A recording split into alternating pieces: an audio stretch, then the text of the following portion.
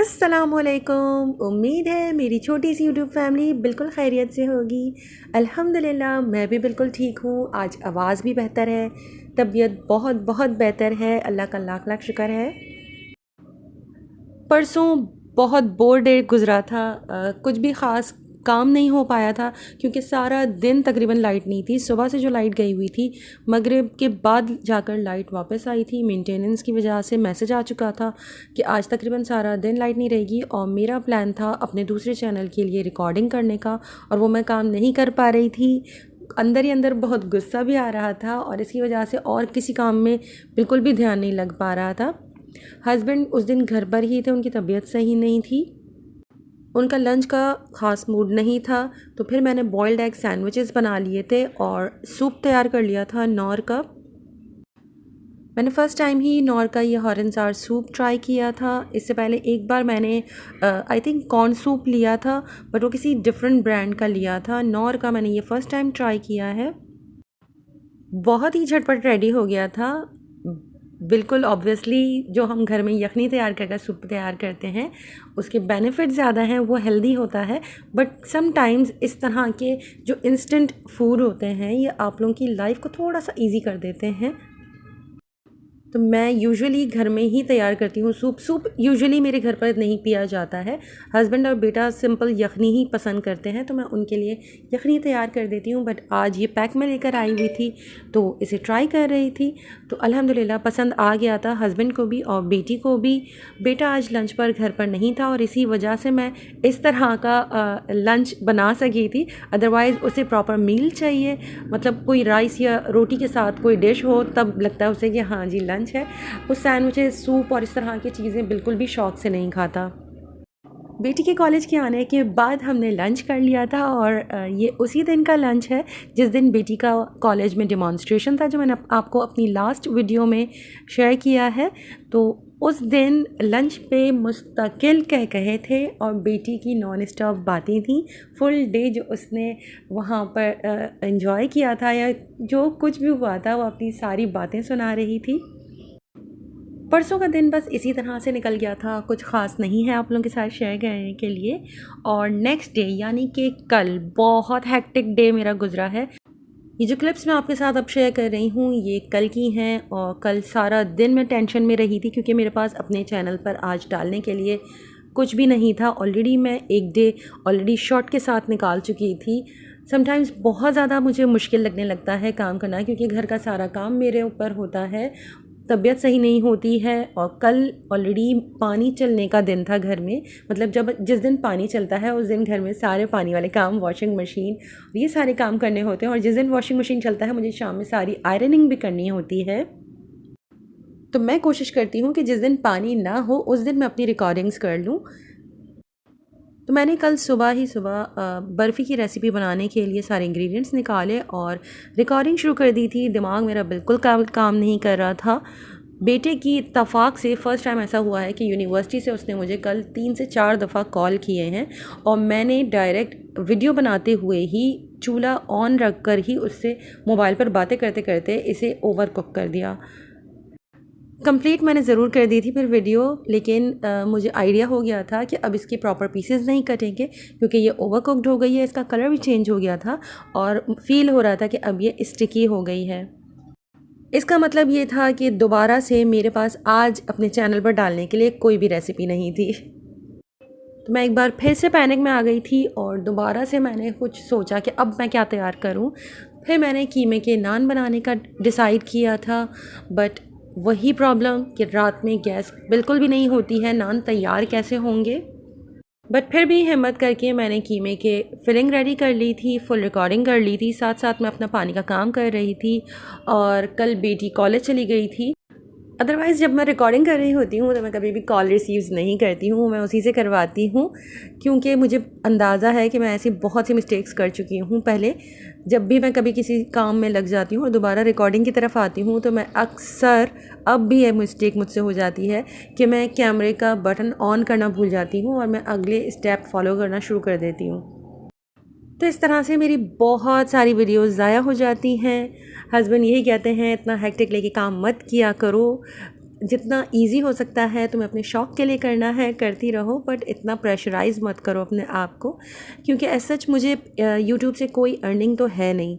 मैं जितना भी इसके ऊपर ख़र्च भी कर रही हूँ, चीज़ें लेती हूँ या अपना इलेक्ट्रिसिटी यूज़ कर रही हूँ, वो भी मुझे पे बैक नहीं मिलता है। अल्हम्दुलिल्लाह शुरू के 2 साल मुझे बहुत अच्छी अर्निंग हुई थी और शायद मैं और अच्छा ग्रो कर जाती, बट लाइफ में कुछ ऐसी प्रॉब्लम्स आई थी जिसकी वजह से मैं ब्रेक्स ले लिए थे 2 से 3, जिसकी वजह से अब चैनल बिल्कुल भी नहीं चल रहा है।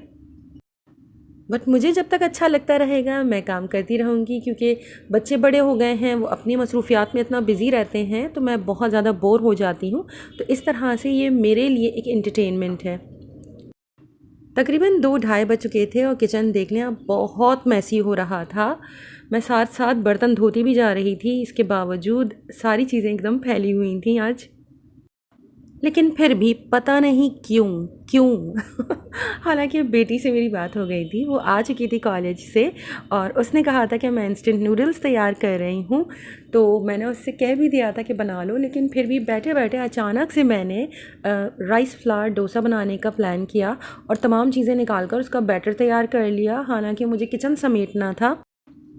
मिक्सचर रेडी करने के बाद मेरे पास जो भी उस वक्त चीज़ें अवेलेबल थीं, मैंने प्याज और हरा धनिया वगैरह सब मैंने काटा हुआ था कीमे की फिलिंग के लिए, वो थोड़ा थोड़ा सा बचा हुआ था तो वो मैंने इसके अंदर ऐड कर दिया। थोड़े से स्पाइसेस ऐड कर दिए थे और फिर जब मैं कुकिंग करने के लिए स्टोव के पास गई तो एज़ यूजुअल फ्लेम बहुत स्लो थी और इसके लिए आपको चाहिए होता है एकदम हॉट तवा।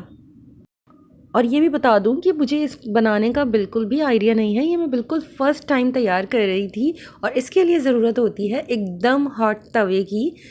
मैं एक तो इसे फ्राई पैन में तैयार कर रही थी और दूसरा ये कि आप लोगों को मालूम है कि इस वक्त मेरे घर पर बिल्कुल भी गैस का प्रेशर नहीं होता है, तो फ्लेम बहुत स्लो थी। काफ़ी देर मैंने वेट किया था कि तवा या फ्राई पैन अच्छी तरह से गर्म हो जाए, बट फ्लेम बहुत ही कम थी और दूसरे चूल्हे पर ऑलरेडी मैं इमली की खट्टी मीठी चटनी भी तैयार कर रही थी, जिसकी वजह से जब भी डबल फ्लेम ऑन की जाती है तो और भी ज़्यादा स्लो फ्लेम जलती है। तो मेरा ऑलरेडी एक चूल्हा जल रहा था, तो ये वाला चूल्हा बहुत ही स्लो था। बहुत मुश्किल से मुझे लगा कि शायद अब फ्राई पैन गर्म हो चुका है, तो मैंने इसके अंदर बैटर डाल दिया था, बट वो बिल्कुल भी गर्म नहीं था और फिर उसे कुकिंग टाइम भी बहुत लग रहा था। अभी वो नरम ही था, क्योंकि मुझे ज़्यादा आइडिया नहीं था इसे कुक करने का, तो मैंने उसे टर्न करने की कोशिश की थी और वो टूट गया था। और इस तरह मैंने तकरीबन आई थिंक 2 या 3 डोसाज बिल्कुल ख़राब किए थे और 4th डोसा मेरा कुछ जाकर मुझे आइडिया हुआ था कि आखिर इसे बनाना किस तरह से है और क्या टेक्निक है, और यही कि इसके लिए बिल्कुल हॉट पैन होना ज़रूरी है। तो फिर मैंने अपना डोसा का जो पैन था वो अपना हॉट प्लेट निकाल ली थी और उसके ऊपर शिफ्ट कर दिया था और उस पर मैं तैयार कर रही थी और चूल्हे के ऊपर बेटी बना रही थी इंस्टेंट नूडल्स। बट फ्लेम इतनी कम हो चुकी थी कि बिल्कुल भी नूडल्स के पानी में बॉईल नहीं आ रहा था।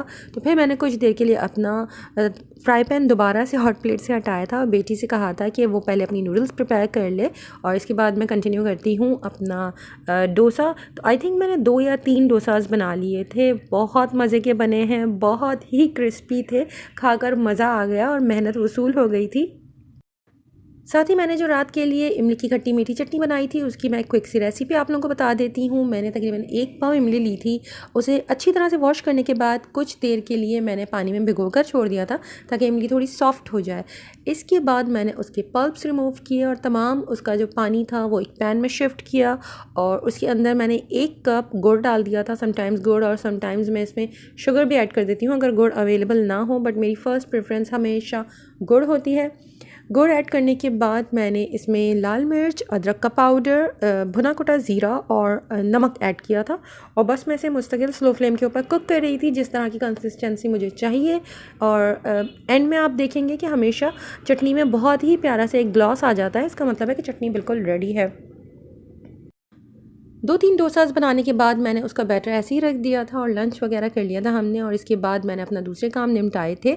और शाम में जब हस्बैंड आ गए थे तो मैंने चाय के साथ साथ जितना भी लेफ़्ट ओवर मेरे पास बैटर मौजूद था उससे वो डोसाज प्रिपेयर कर लिए थे और बेटे ने भी चख लिए थे, हस्बैंड ने भी ट्राई किए थे और हस्बैंड को तो बहुत ही पसंद आए। आई नो ये प्रॉपर डोसा नहीं है, ये इंस्टेंट राइस फ्लावर वाला डोसा है। वैसे मुझे पर्सनली जो डोसा मिक्सचर के साथ जो राइस को भिगोकर माश की दाल और मेथी दाने के साथ भिगोकर जो बैटर तैयार किया जाता है उसके साथ भी डोसा बनाने का बहुत शौक़ है। इंशाल्लाह मैं ज़रूर ट्राई करूँगी जैसे ही मुझे मौका मिला।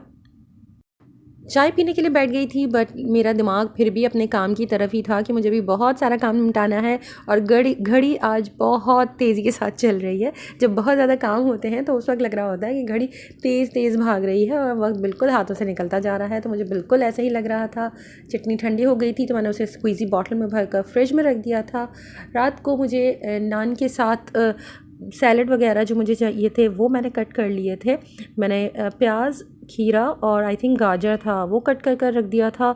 और इसके अलावा मैंने एक और चटनी तैयार की थी जिसमें एक गड्डी हरा धनिया, थोड़ा सा पुदीना, हरी मिर्चें, समटाइम्स मैं इसमें बटन रेड चिलीज़ ऐड कर देती हूँ, और थोड़ा सा ज़ीरा, थोड़ा सा नमक और 1 कप भरकर इमली का पल्प डाल दिया था। और इसे अच्छी तरह से मैंने ब्लेंड कर लिया था। कंसिस्टेंसी एडजस्ट करने के लिए पानी ऐड किया जा सकता है। चटनी जब रेडी हो गई थी तो मैंने एक दही की चटनी भी तैयार कर ली थी। सेम इसी चटनी के साथ 1 पाव दही ली, उसे अच्छी तरह से फेंट लिया। और ये जो चटनी मैंने प्रिपेयर की है इसकी मैंने 4 खाने के चम्मच उस दही के अंदर डाल दिया और उसे अच्छी तरह से मिक्स कर लिया था। तो आज रात को नान के साथ खाने के लिए 3 तरह की चटनियाँ मौजूद थी। दही वाली चटनी, हरी चटनी इमली के साथ और इमली की खट्टी मीठी चटनी। तो जिसे जो चाहिए होगी वो ले लेगा। और मैंने ऑलरेडी चाय पीने के फ़ौरन बाद सबसे पहला काम यही किया था कि मैंने नान का जो डो प्रिपेयर करना था वो प्रिपेयर कर लिया था और उसे प्रूफिंग के लिए रख दिया था। और फिर वही हुआ था जिसका डर था, जो मैं सोच रही थी कि ऐसा ही होगा। मतलब जिस वक्त मैं कुकिंग करना स्टार्ट मैंने किया था उस वक्त गैस बिल्कुल जा चुकी थी। तो फिर बहुत ज़्यादा सोचने के बाद कि अब मैं कितनी देर वेट करूं या मैं क्या करूं, एक आइडिया जहन में आया था। मैंने निकाल लिया था अपना पिज़्ज़ा मेकर और उसमें मैंने आज अपने नान प्रिपेयर किए थे। परफेक्ट वैसी शेप नहीं आई बट बहुत अच्छे तैयार हो गए थे। एट लास्ट डिनर रेडी हो गया था और डिनर करने के बाद मैंने किचन क्लीन कर लिया था। और इस तरह से मेरा आज एक बहुत ही बिज़ी और हेक्टिक डे फिनिश हो गया था। बट अल्लाह का बहुत बहुत करम है। आज के लिए बस इतना ही। इंशाल्लाह जल्द ही दूसरी वीडियो के साथ मिलूँगी। अपना बहुत ख्याल रखिएगा, दुआओं में याद रखिएगा। अल्लाह हाफ़िज़।